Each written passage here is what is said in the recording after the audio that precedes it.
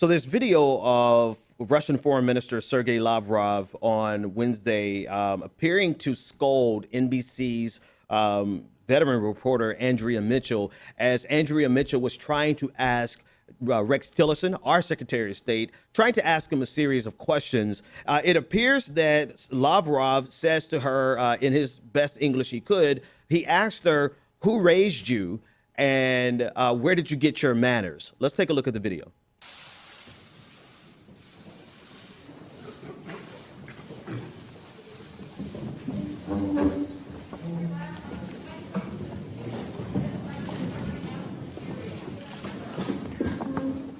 Secretary, the Russians don't believe the intelligence. How confident are you, Mr. Secretary? Who was bringing you up?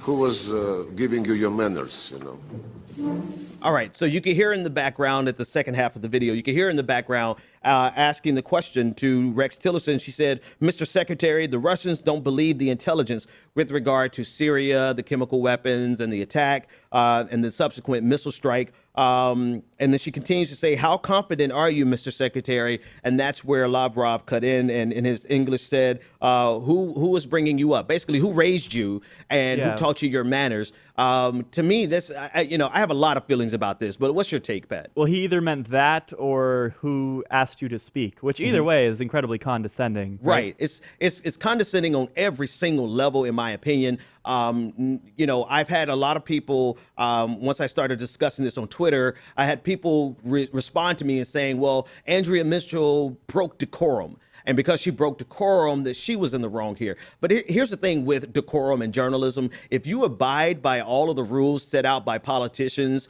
to be properly, in the right decorum, then you're very rarely going to get an opportunity to ask the important questions. Case in point is the fact that when Rex Tillerson met with off-the-record meeting with Vladimir Putin, he didn't even take the press pool. So sometimes you have to break decorum to give the appropriate amount of accountability. Right. This State Department is the least transparent in recent history. I think that's pretty clear. They stopped doing the daily press briefings for about 6 weeks. For Trump's first 6 weeks in office, they weren't even holding those briefings. And Andrea Mitchell covers the State Department. She'll ask Rex Tillerson questions all the time, and he'll just flat out ignore her. Right, and we've seen this, I guess about a month, maybe a month and a half ago, where she was here in the United States asking Rex Tillerson questions, and then she was escorted out by one of Tillerson's aides. So the thing to me that jumps out about this is that of all people, in all frameworks,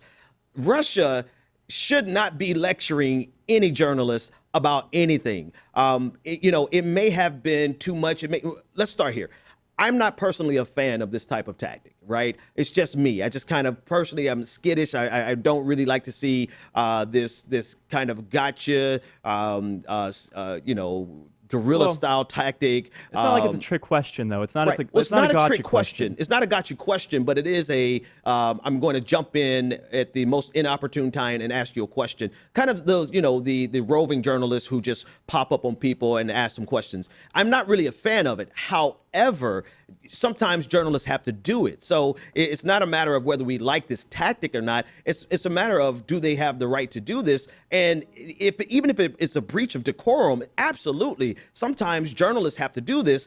And one last thing is that in Russia, you don't really have as many privileges and rights as a journalist, and that's saying it very lightly. I mean, there's reports of almost 200 journalists who may have been killed covering important news in Russia. So, it just seems to stand out to me as even more grossly repugnant because of who it's coming from and the statement that it makes with regard to the freedom of the press. And if the State Department was actually holding joint press conferences and doing the daily briefings, there would be no need for Andrea Mitchell to butt in that conversation. And maybe, we wouldn't be on the side of this Russian official based on what he said, but we would say, no, maybe you should save the question for later. Right, exactly. And because there are no opportunities for her to ask these questions of Rex Tillerson, she is going to ask first of all, she does this. She's a bulldog journalist. She would get out there and ask questions until you either completely ignore her. And that's how you have to be that way as an actual journalist.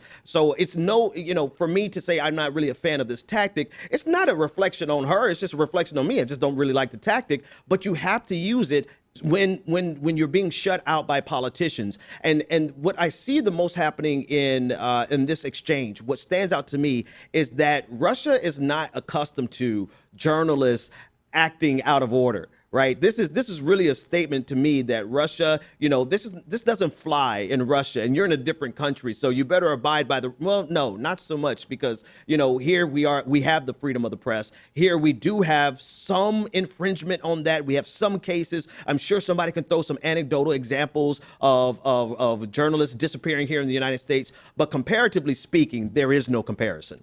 And you have to wonder if this Russian official would make the same questions to a male reporter too, right? It's possible, though, in Russia and with the Russian journalists. It's possible because, and this is, I guess I could sum it up here.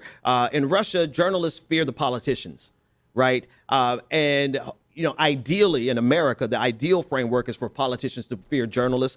There are plenty of examples of that not being the case, but that should be the case. Politicians should fear journalists. Journalists should not fear politicians. And this is an example here in Russia that is disgusting on so many levels. Whether or not you like that journalistic tactic is irrelevant. What matters is, does she have the right to do it? And so long as the Secretary of State is avoiding questions, yes, she should do it and do it as often as she can.